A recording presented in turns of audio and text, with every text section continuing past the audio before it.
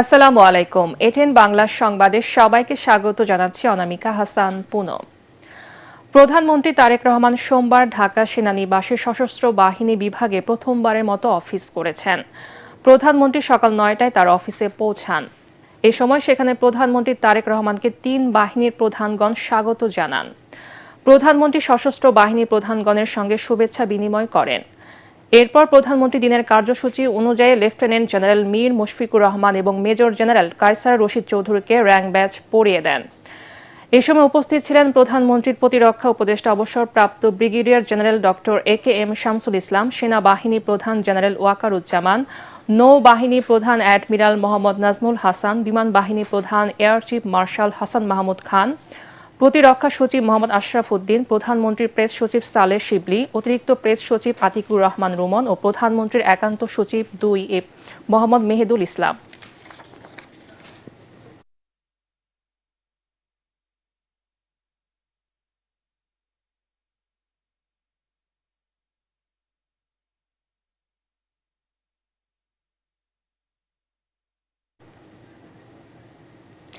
দ্রুত স্থানীয় সরকার নির্বাচন দেয়া হবে বলে জানিয়েছেন এলজিআরডি মন্ত্রী ও বিএনপি মহাসচিব মির্জা ফখরুল ইসলাম আলমগীর।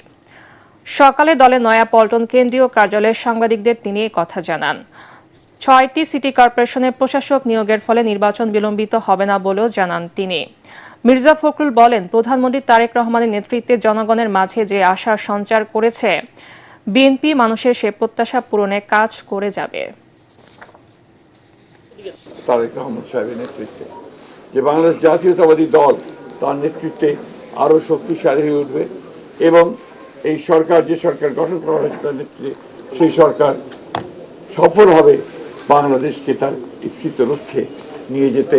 স্থানীয় সরকার নির্বাচনের বিষয়ে কত নিয়মকানুন আছে তো সরকারি এবং যে প্রথাগুলো আছে সেগুলো কতগুলো মেয়াদ আছে, কতগুলো মেয়াদ শেষ হয়ে গেছে, সবগুলোকে এক জায়গায় নিয়ে এসে আমরা সরকারের তরফ থেকে একটা সঠিক সময়ে এই নির্বাচনগুলো দেওয়ার ব্যবস্থা আমরা করবো। তবে নিঃসন্দেহে এই নির্বাচনকে প্রাধান্য দেওয়া হবে।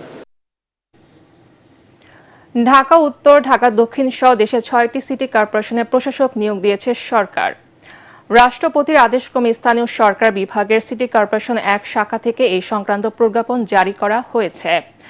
ঢাকা দক্ষিণ সিটি কর্পোরেশনের প্রশাসক হিসেবে নিয়োগ পেয়েছেন মোহাম্মদ আব্দুস সালাম আর মোহাম্মদ শফিকুল ইসলাম খানকে ঢাকা উত্তর সিটি কর্পোরেশনের দায়িত্ব দেওয়া হয়েছে। এছাড়া খুলনা সিটি কর্পোরেশনে নজরুল ইসলাম মঞ্জু, সিলেটে আব্দুল কায়ুম চৌধুরী, নারায়ণগঞ্জে মোহাম্মদ সাখাওয়াত হোসেন খান এবং গাজীপুর সিটি কর্পোরেশনের প্রশাসক হয়েছেন মোহাম্মদ শওকত হোসেন সরকার। প্রজ্ঞাপনে উল্লেখ করা হয়, নিয়োগকৃত প্রশাসকগণ সিটি কর্পোরেশনের মেয়রের ক্ষমতা প্রয়োগ ও দায়িত্ব পালন করবেন। তারা বিধি মোতাবেক ভাতা পাবেন। জনস্বার্থে জারিকৃত এই আদেশ অবিলম্বে কার্যকর হবে। নড়াইলের সদরে আধিপত্য বিস্তার নিয়ে প্রতিপক্ষের হামলায় বাবা, ছেলেসহ ৪ জন নিহত হয়েছেন। আহত হয়েছেন আরও কয়েকজন। সকাল ৭:৩০টার দিকে উপজেলার শোলপুর ইউনিয়নের সিঙ্গা গ্রামে এই ঘটনা ঘটে। নিহতরা হলেন খলিল শেখ, তাহাজ্জুদ শেখ ও ফেরদৌস। তবে তাদের বিস্তারিত পরিচয় জানা যায়নি। নড়াইল সদর থানার ওসি মোহাম্মদ অলি মিয়া বিষয়টি নিশ্চিত করে জানান, সংঘর্ষে ঘটনাস্থলে ৩ জনের মৃত্যু হয়। এই ঘটনায় আহতদের উদ্ধার করে হাসপাতালে পাঠানো হয়েছে, যাদের মধ্যে 2 জনের অবস্থা আশঙ্কাজনক। সেনাবাহিনী ও পুলিশ ঘটনাস্থলে গিয়ে পরিস্থিতি নিয়ন্ত্রণে কাজ করছে বলেও জানান তিনি।